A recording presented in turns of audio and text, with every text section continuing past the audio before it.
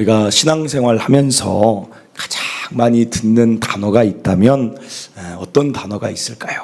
여러분, 설교를 듣고 기도회를 하고 수많은 신앙생활 할 때 듣는 단어는 바로, 빠지지 않는 게 바로 믿음일 것입니다. 믿음. 저도 지금까지 6살 때부터 교회 다니지만 교회 하면 늘 믿음, 예수님 믿어야 된다, 믿음으로 살아야 된다, 기도할 때도 믿음으로 기도해야 된다, 힘들고 어려워도 믿음으로 그걸 이겨내야 된다. 믿음에 대한 이야기를 너무 많이 듣고 자랐습니다. 그래서 저도 목사가 돼서 믿음을 강조하는 목사가 되는 것입니다. 그래서 지난주까지도 흔들리지 않는 믿음을 어떻게 우리가 지닐 수 있을까? 흔들려도 어떻게 다시 굳건해질 수 있는가를 이제 설교를 했습니다. 그런데 지난주 이제 이번 주 설교를 준비하면서 어떤 생각이 드는가, 이런 생각이 듭니다. 그래, 그토록 강조하고 들어왔던 믿음만 있으면 우리 신앙생활은 다 된 것일까? 믿음으로만 살면 완성인가? 여러분, 이 질문을 던지게 된 이유가 있어요. 제가 새벽에 나온 성도들하고는 잠깐 나누었는데, 제가 이제 지난주에 오랜만에 배드민턴 운동을 오전에 하러 갔습니다. 그래서 운동을 하러 오랜만에 이제 건강하게 삽시다 지난주에 했으니까 저도 적용을 해야 되지 않겠습니까? 그래서 오랜만에 운동을 하러 갔어요. 그래서 운동을 하고 있는데 한 분이 저한테 오시더니 뭐라고 하냐면 점심 시간이 되냐고, 같이 식사를 하자고. 그래서 무슨 일입니까? 이렇게 물어봤더니 하는 말이 자기 이제 생일이래요. 그래서 자기가 생일 밥을 한번 사겠다고 하면서 하더라고요. 그래서 뭐 좋은 일이고 알겠습니다 하고 이제 한 7명이 같이 밥을 먹으러 갔습니다. 그래서 밥을 먹으러 이제 가서 밥이 나오길래 다 인사, 뭐 축하드립니다 하고 이렇게 인사를 그냥 하는데, 저는 이렇게 좀 길게 인사를 했어요. 축하드립니다. 건강하시고 하시는 일이 잘 되시길 바라고 예수 믿으세요. 이렇게 이제 이야기를 했어요. 그랬더니 이제 뭐 그분은 괜찮은데, 여러분, 그 옆에 6명 중에 어떤 다른 한 분이 정색을 하는 거예요. 그러더니 저한테 그래요. 예수님 이야기, 그런 이야기는 하지 마시라고. 좀 목사가 그러면 뭐 무슨 얘기를 해야 됩니까? 그래서 운동할 때는 그렇게 같이 웃으면서 이렇게 운동했는데, 제가 그날 그분 간식도 드렸는데 좀 약간 좀 민망하더라고요. 네, 그래서 어떻게 했는가, 이제 그 생일이신 분이 원래 교회 다니다가 지금 잠깐 안 다니시는 거를 제가 알아서 이제 저도 얘기한 건데, 그래서 제가 이렇게 얘기했습니다. 예수 믿으세요, 이런 말 하지 않겠습니다. 하나님 믿으세요라고 하겠습니다. 목사가 또 거기서 또 치면 안 됩니다. 그럼 다음에 아예 말을 못 합니다. 그래서 그냥 막 웃으면서 이렇게 넘어갔어요. 그런데 그때 든 생각이, 이분이 뭔가 교회에 대한 이 안 좋은 뭐가 있나 보다, 그 생각이 그냥 마음에 들어요. 뭔가 교회를 다녔다 상처를 받았든지 뭔가는 안 좋구나. 왜냐하면 그 밥 먹는 자리에서 계속 질문이 좀 이렇게 날카로워요. 뭐라고 얘기하냐면, 그냥 밥 먹고 있는데 목사님들은 세금도 안 내시잖아요. 뭐 그래요. 그래서 우리도 이번에 세법이 최근에 바뀌어서 저희도 기타 소득으로 종교인 소득해서 세금 냅니다. 그랬더니 저희 그거 안 냈으면 큰일 날 뻔했어요. 그 자리에서 막 그러는 거예요. 그 다음에 선교지도 위험한데 왜 거길 가서 선교하다가 뭐 순교라고 하고 뭐 한국 사람들 힘들게 하냐. 그래서 여러분, 그래서 그 말도 맞는데, 우리나라도 외국에서 선교사님들 올 때 또 죽음의 피가 흘려지는 거고, 그런 상황으로 봐야지 뭐 꼭 그 선교사님이 잘못해서 뭐 안 좋은 일을 하러 간 건 아니지 않습니까? 라면서 여러분, 치면 안 됩니다. 다음에 말을 못 합니다. 그래서 잘 또 설명을 드렸어요. 그런데 여러분, 이런 불편함을 토로하는 대화, 사실 저는 많이 겪지 않죠. 오히려 여러분들이 많이 겪죠. 이게 주일과 평일, 교회와 교회 밖 세상의 우리의 모습이라는 것입니다. 여러분, 제가 그럼 어떻게 살아야 됩니까? 저는 목사니까 저는 교회 안에서만 살아야 됩니까? 저는 목사니까 주일날 이렇게 말씀 전하고 예배 인도하는 인도자로 찬양하고 믿음으로 사는 그 삶만 살면 저는 신앙생활 잘하는 것입니까? 여러분, 그분들은 제가 믿음으로 어떻게 사는지 관심 없어요.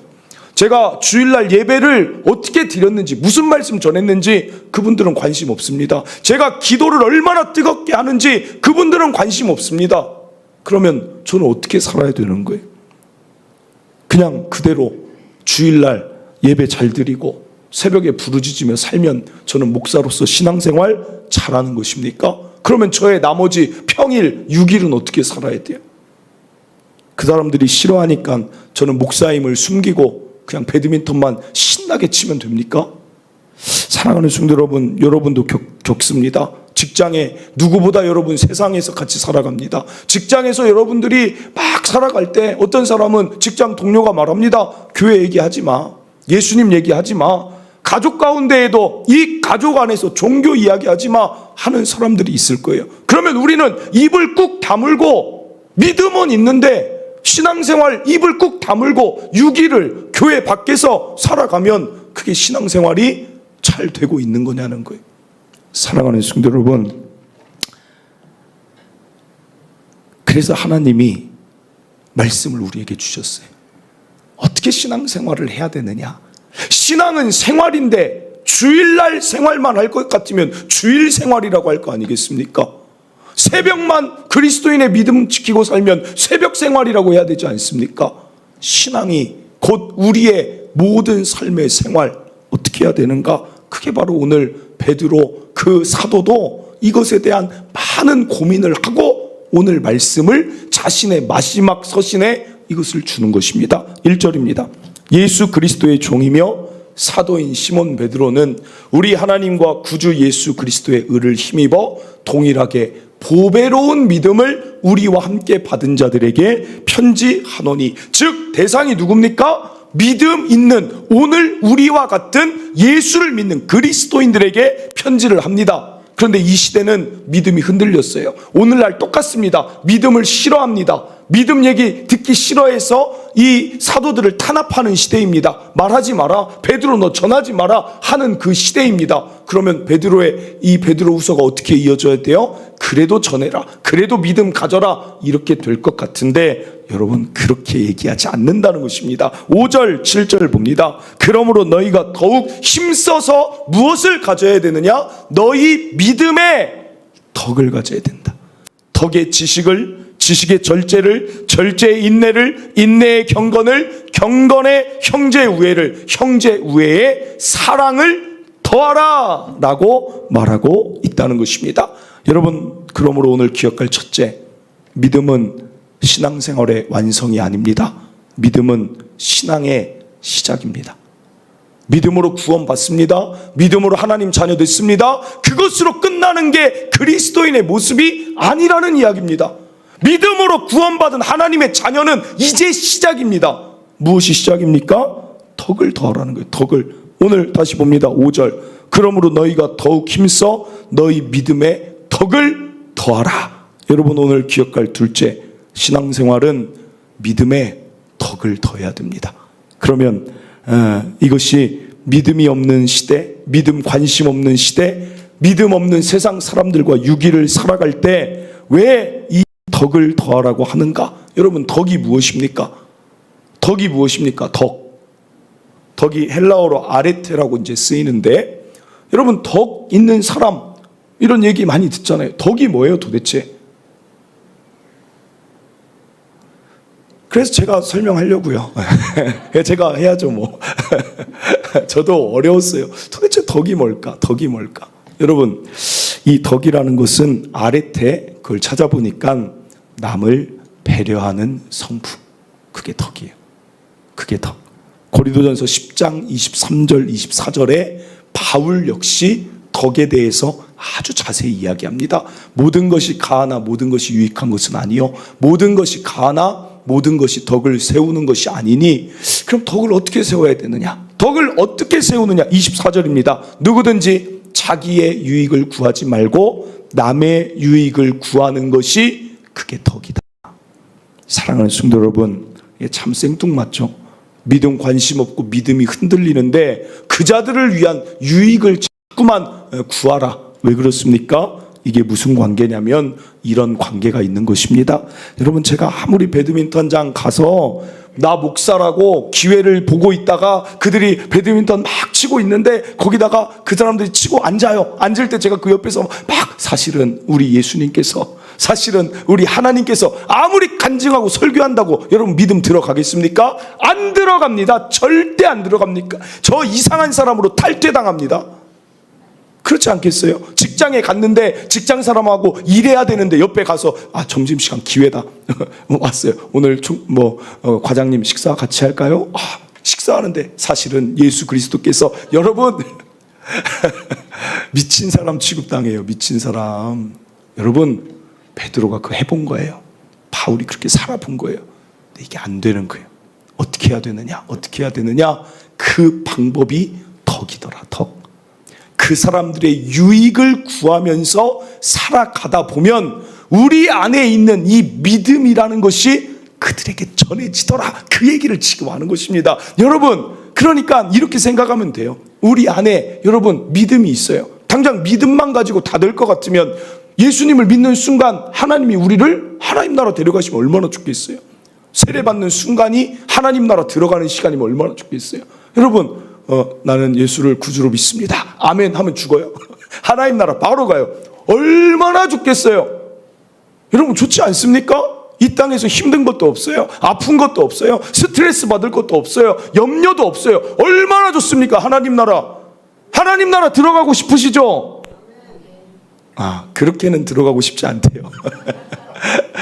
여러분, 왜 이 땅에 두십니까? 믿음으로 다면 왜 이 땅에 두세요?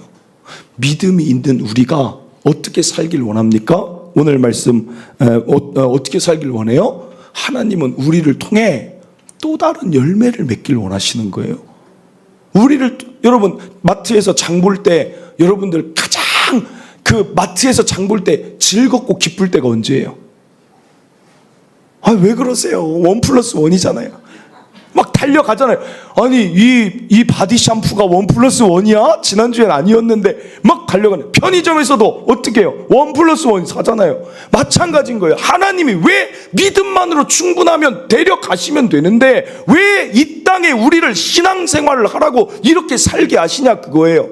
그 이유는 뭐예요? 그런 우리를 통해서 누군가 한 영혼, 한 열매가 맺혀지는 게 우리 그리스도인을 이 땅에 두시는 이유라는 것입니다. 그런데 그걸 어떻게 전합니까? 믿음이 아무리 있어도 전해도 그들은 관심이 없고 듣기 싫어하는데 어떻게 전하느냐? 이렇게 생각하세요. 우리 안에 있는 믿음은 내용물입니다. 이게 우리가 줄 수 있는 최고의 선물입니다. 그런데 그걸 어떻게 전달해야 됩니까? 덕이라는 포장지를 싸야 돼요.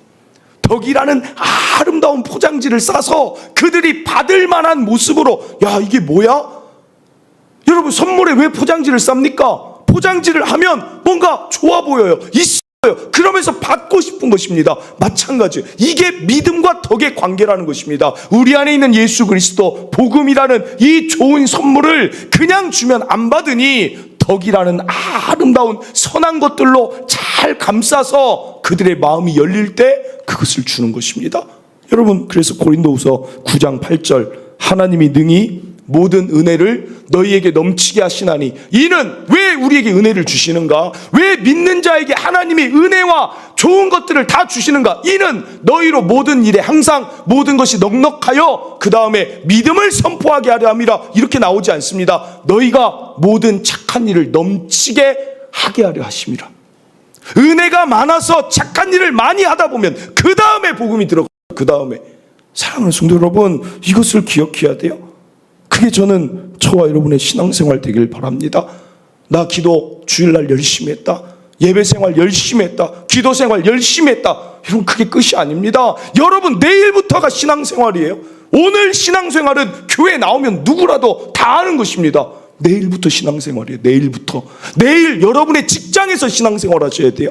내일 여러분이 있는 가족 안에서 신앙생활 하셔야 된다는 것입니다. 사랑하는 성도 여러분, 그래서 여러분을 통한 또 다른 자들이 나타나야 돼요. 그게 베드로후서 1장 8절입니다.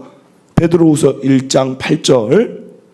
이런 것이 너희에게 있어 흡족한즉 너희로 우리 주 예수 그리스도를 알기에 게으르지 않고 열매 없는 자가 되지 않게 하려니와. 여러분을 통한 열매를 원하세요. 왜 베드로가 이렇게 강조하는가? 사실은 베드로가 믿음을 갖게 된 것도 사실은 예수님이 참 덕으로 베드로에게 잘해줬어요. 여러분, 베드로라는 사람 그냥 고기 못 잡았는데 예수님 말씀 한번 들었더니 고기가 그물이 찢어질게 잡게 해주세요. 장모가 열병에 걸려서 낫질 않는데 장모님 때문에 가족이 마음을 다 아파하는데 예수님이 집으로 찾아오시더니 장모님을 낫게 해주세요. 여러분, 베드로의 발을 누가 씻겨줍니까? 태어나서 발을 씻김을 당한 적도 없을 텐데 예수님이 직접 종이나 하는 그 발 씻김을 예수님이 해주는 거예요. 여러분, 잘해주고 착한 일로 선하게 하다 보면 그때 베드로도 내 안에 믿음이 들어왔다, 그 얘기죠. 그러니까 베드로가 어떻게 삽니까? 사도가 돼서도 수많은 자들에게 잘해주는 거예요. 누가 아프다고 하면 신방 가고, 누굴 위해서 기도하고, 앉은뱅이 보면 일어나라라고 그냥 지나치는 것이 아니라 그 자에게 가서 기도해주고 예수를 전해주고 사랑하는 성도 여러분, 결국엔 착한 일을 넘치게 하는 것이 열매를 맺을 수 있는 일이라는 것입니다. 그래서 아까 선교사 이야기했지만 선교사님들 우리나라 들었을 때 어떻게 됐습니까? 믿음을 먼저 강조했습니까? 아니에요. 선교 역사 책을 보면 그들이 가장 먼저 한 것은 교회를 세우는 것보다 가장 먼저 학교를 세우는 거예요. 그게 덕이에요. 그게 덕. 이들에게 더 필요한 걸 가르쳐 주다 보면 언젠가 예수가 들어가게 연결이 되겠지. 학교를 먼저 세워줍니다. 여러분, 제가 말씀드렸잖아요. 세브란스 병원 와가지고 세브란스 병원을 세워주는 것입니다. 그래서 고쳐주는 것입니다. 그들을 위로해주고 아픔을 치유해주다 보니 여러분, 이 대한민국의 믿음, 예수 그리스도가 심겨졌다는 것 기억하시길 바랍니다. 그러므로 보배로운 믿음을 지닌 성도 여러분, 내일부터 여러분 직장에서 여러분 이런 소리 듣길 바랍니다. 저분 왜 저럴까? 이런 소리 들으십니까? 저분 왜 저럴까? 안 좋은 의미의 왜 저럴까 말고, 저분 왜 이렇게 자기 유익이 아니라 이 굳은 일을 자기가 도맡아 할까? 참 저거 힘든 일이어서 아무도 저 프로젝트 안 하려고 하는데 왜 자꾸 자진해서 왜 저렇게 할까? 여러분, 그 말 우리가 들어야 돼요. 가족 안에서도 그 말 들어야 돼요. 우리 아빠는, 저도 좀 부끄럽지만 내일부터, 오늘부터 시작하겠습니다. 우리 아빠는 왜 이렇게 저렇게 가족을 위해 헌신할까? 우리 사모가 몇 주 안 나왔을 때가 오히려 설교할 때가 좀 편했던 것 같은 가족 얘기를 하려니 뭐 여러분, 지나간 날은 지나간 것으로 있고, 가족 안에서도 우리 아빠 참 헌신적이다. 왜 그럴까? 도대체 저 안에 뭐가 있을까? 우리가 만나는 사람들 안에서도 왜 그럴까? 왜 그럴까? 우리 그 외할아버지가 하신 얘기가 저는 그게 기억이 난다니까요. 아, 그게 신앙생활이구나. 믿는 자녀들이 더 잘하더라. 믿는 자녀들이 달라도 다르더라. 그때 예수에 대한 그 마음이 열린다는 거예요. 그게 덕이에요. 그게 덕. 그러므로 저는 우리 교회 건축도 마찬가지예요. 건축됐어요. 그럼 우리 교회는 지금하고는 완전 다를 것입니다. 뭐가 다르냐? 예배의 그런 질도 다를 것이고, 예배의 다양한 예배를 구성할 수도 있고, 교역자들이 전임으로 활동을 할 수 있게 이제 전임들을 뽑으면 수많은 강좌와 세미나들도 할 수 있을 것이고, 이전과는 다른 우리 안에 더 좋은 은혜들이 넘칠 것입니다. 그러나 그것만 기대하면 여러분 50점짜리 교회예요. 우리를 통해 그 신동 지역에 이 소리 들어야 돼요. 저 교회 왜 저럴까? 그거 들어야 돼요.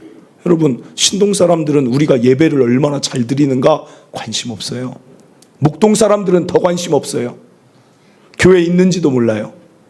여기 오산동 사람들은 아예 몰라요. 교회 지어졌는지 아무 관심 없어요. 여러분, 그러나 덕을 해야 돼요. 덕. 우리 교회가 더 선한 일, 더 착한 일을 풍성하게 하다 보면 왜 그럴까? 그러면서 예수가 증거되게 되는, 그때 50점이 아니라 반쪽짜리가 아니라 온전한 교회가 되는 것입니다. 여러분 고민하고 준비해야 돼요. 더 아름다운 일을 준비해야 돼요. 마지막으로 한 가지 말씀드리고 마칩니다. 그러면 내가 지금 내 신앙생활이 덕을 더하여 하는 신앙생활인가 아닌가는 무엇으로 알 수 있을까요? 알 수 있는 아주 좋은 게 있어요. 여러분 믿음만이 아닌 덕의 신앙생활 지금 하고 계십니까? 무엇으로 알 수 있습니까? 그걸 이것으로 알 수 있어요. 바로 알 수 있어요. 덕의 신앙생활 하는 자들은 피곤해요. 정신도 피곤하고 육체도 피곤해요.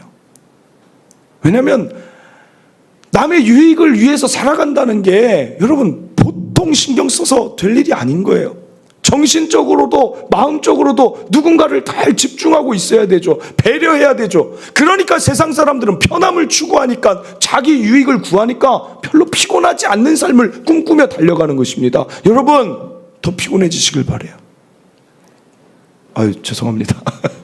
이미 충분히 피곤한데, 그러나 잠 못 자서 피곤한 거 말고, 내 즐기다가 피곤한 거 말고, 그리스도인 신앙생활이라면 남을 위해 피곤함이 있어야죠.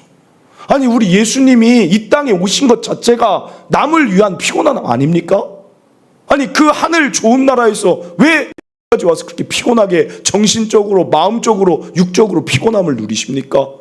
아니 저는 그 십자가 얼마 안 있으면 십자가로 모든 사람 죄 다 사해 줍니다. 그러면 그 3년의 공생에 좀 여유 있게 하셔도 되지 않습니까? 어차피 목적은 십자가인데. 그런데 예수님 그러지 않으세요. 한 사람이라도 더 찾아가시고, 한 사람이라도 더 이 덕을 통하여 마음의 문이 열려 믿음이 들어갈까 하여 그토록 달려가시는 거예요. 여러분 바울이라는 사람 뭐 그렇게 열심히 삽니까? 뭐 이렇게 피곤하게 삽니까? 못 먹고 못 자고 추위와 더위를 왜 그걸 감내합니까? 여러분 바울은 6개 국어를 했어요. 6개 국어. 그 당시 최고 엘리트입니다. 서울대 교수로 가면 그냥 특채로 들어갈 사람이 뭐하러 그렇게 사냐는 거예요. 여러분 그러나 이 덕, 내가 가서 한 번이라도 그를 위해 기도해 줄 때 그에게 마음이 열리지 않을까? 여러분 덕 때문에 그런 거예요. 덕 때문에. 사랑하는 성도 여러분, 저는 남의 유익을 위한 피곤함이 우리에게 있기를 바랍니다. 누군가 아프면 찾아가 줄 수 있는 덕, 누군가 힘들어 보이면 넘어가지 말고 연락할 수 있는 덕, 누군가 어려움을 당하면 기꺼이 내 시간을 내서 찾아갈 수 있는 그 덕된 마음들, 여러분 그게 신앙생활이라는 것입니다. 말씀을 맺습니다. 오늘 세 가지. 첫째, 믿음으로 다 완성된 게 아닙니다. 믿음은 시작이에요. 시작. 둘째, 믿음의 시작에 덕을 더하시길 바랍니다. 하나님은 셋째로 그 덕을 통해 또 다른 열매가 플러스 되기를 누구보다 원하십니다. 오늘 그 사명, 우리도 누군가의 덕을 통해 예수를 알게 된 것처럼 우리의 덕이 누군가를 살리게 되는 근사한 일에 쓰이기를 바랍니다. 우리 함께 찬양하고 기도하도록 하겠습니다. 낮엔 해처럼 밤엔 달처럼 우리 예수님의 덕, 바울의 덕, 베드로의 덕을 생각하며 나도 이렇게 살았으면 좋겠다. 이게 우리의 소망이 되길 바랍니다.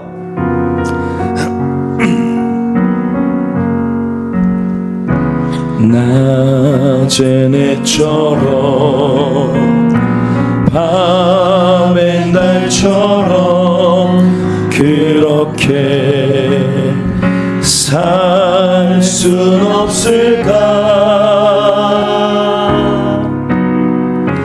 욕심도 없이 어두운 세상 비추어 온전히 남을 위해 살듯이 나의 일생에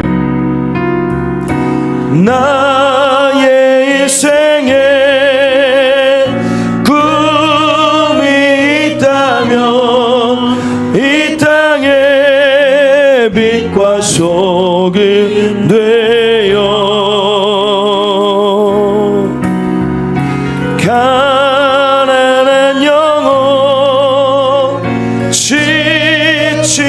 영혼을 주님께 인도하고픈데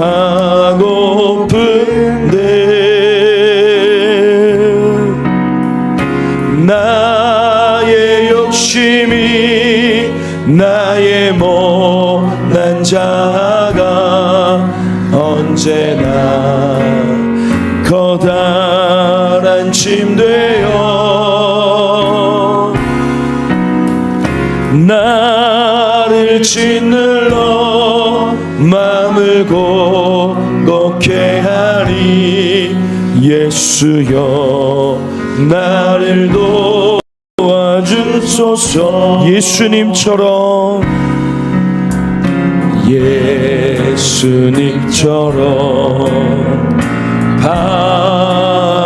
바울처럼 그렇게 살 순 없을까? 남을 위하여 당신들 내 온몸을 온전히 버리셨던 것처럼 주의 사랑이 베푸는 사랑 값없이 거저주는 사랑 그런 하나님 주는 것보다 받는 것 더욱 좋아하니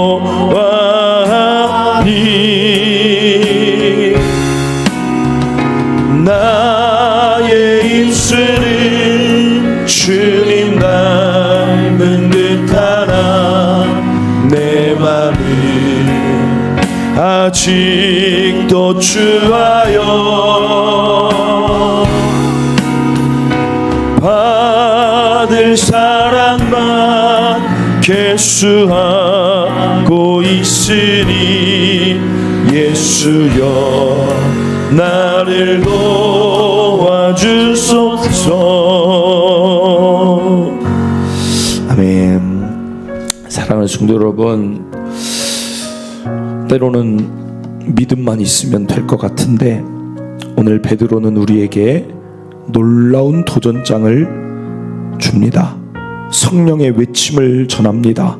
보배로운 믿음을 지닌 형제들아, 그 믿음이 시작이다. 그 위에 우리 남의 유익을 구하는 덕을 더하자. 그래서 믿음이 흔들리고 떠나는 그 시대, 아무리 예수를 전해도 듣지 않는 그 시대에 덕으로 그들의 마음을 활짝 열고 그들에게 이 복음, 이 보배로운 믿음을 그들에게도 전해주자. 이게 베드로의 삶으로, 또한 베드로후서 마지막 서신에 우리에게 남긴 이야기며 외침이라는 것입니다. 사랑하는 성도 여러분, 오늘 여러분의 삶 어떻습니까? 여러분 믿음만 가지고 살아가니 나는 잘하고 있다라고 생각하신다면 오늘 이 메시지 앞에 우리 다시 한번 내가 내 유익만을 구하며 살진 않은지, 내가 내 믿음만 있으면 된다 생각하며 주의를 지키지만 6일은 아무런 다른 사람의 유익을 구하지 않으며 살았다면 오늘 이 말씀 앞에 하나님 원하시는 신앙생활 해야겠다, 나의 덕을 통해 누군가 열매 맺어지길 바라며 나아가야겠다, 오늘 이게 우리의 결단이며 깨달음이며 기도가 되기를 바랍니다. 여러분, 예수님의 그 덕된 삶, 바울의 덕된 삶, 베드로의 덕된 삶을 우리가 거저 받았으니 이제는 거저 주는 더 성숙한 신의 성품, 그것에 참여하는 우리가 되기를 바랍니다. 오늘 말씀 붙들고 여러분에게 주신 깨달음 가지고 우리 더욱더 덕을 위하여 살아가겠습니다. 우리 주여 한번 외치고 기도하기를 바랍니다. 기도합니다. 주여, 하나님 아버지, 오늘도 하나님 말씀 앞에 우리의 신앙을 점검합니다. 믿음만 흔들리지 않으면 다인 줄 알았는데, 믿음만 가지고 예배 잘 드리고 기도하면 다인 줄 알았는데, 오늘 성경은 우리에게 그 위의 것을 보여줍니다. 믿음의 덕을 더하라. 믿음의 덕을 더하여서 믿지 않는 그들에게 덕을 전하며, 덕을 통한 예수 그리스도의 복음을 전하여 우리가 사는 삶에 수많은 열매가 없는 자가 되지 않기를 원하노라. 하나님, 이 메시지가 오늘 우리의 신앙생활의 방향이 되게 하여 주시옵소서. 나만의 개인적인 믿음이 아닌 공동체에 유익을 끼치며 믿음을 공동체에게 줄 수 있는 하나님, 그런 믿음의 사람들 되게 하여 주시옵소서. 하나님, 우리 예수님이 그렇게 사셨습니다. 남의 유익을 위하여 이 땅에 오셨습니다. 우리 예수님이 그렇게 사셨고, 바울이 그렇게 살아갔고, 베드로가 그렇게 살아갔던 것처럼 오늘 우리도 이 시대 가운데 바울이요 베드로의 삶을 살아가는 교회요 성도가 되게 하여 주시옵소서. 받은 것, 하나님 받은 것을 더 기뻐하지 아니하게 하시고, 예수님 말씀대로 주는 자가 받는 자보다 더 복이 있다 하신 말씀대로 하나님 주는 자로 살게 하시고, 남의 유익을 구하며 사는 피곤하지만 아름다운 삶을 살아가게 하여 주시옵소서. 그리하여서 우리 교회 성도들을 통하여 수많은 하나님의 열매가 맺혀지게 되기를 간절히 원합니다. 주여 역사하여 주시옵소서. 하나님, 오늘 믿음만 가지면 전부인 줄 알았고, 예배 잘 드리면, 기도 잘하면 전부인 줄 알았던 우리의 삶에 이런 이야기가 있습니다. 그 믿음의 덕을 더하여 앞으로 나아가라. 믿음이 없는 시대에 덕이 얼마나 중요한 것인지를 깨닫습니다. 그 시대도 믿음에 관심이 없었는데 베드로의 덕을 통해, 바울의 덕을 통해 자꾸만 교회는 세워져 갔고 믿음은 그들에게 전달되었습니다. 하나님이 그것을 원하셔서 우리를 지금도 이 땅에 두시는 것을 우리가 그 사명을 발견케 하여 주시옵소서. 주일날 뿐 아니라 평일에, 6일의 모든 시간, 교회 밖에 그 시간이 신앙생활 되게 하여 주시옵소서. 나의 유익만 구했던, 세상 사람들과 똑같이 편함을 구했던 나의 마음이 있거든 주여 오늘 돌이킵니다. 남의 유익을 구하여 그들을 살리는 통로 되게 하여 주시옵소서. 예수의 그 성품 내가 닮아가 이 시대, 믿음에 관심 없던 이 시대가 믿음의 시대로 물들어 가기를 원합니다. 이것이 나의 신앙 되기를 원합니다.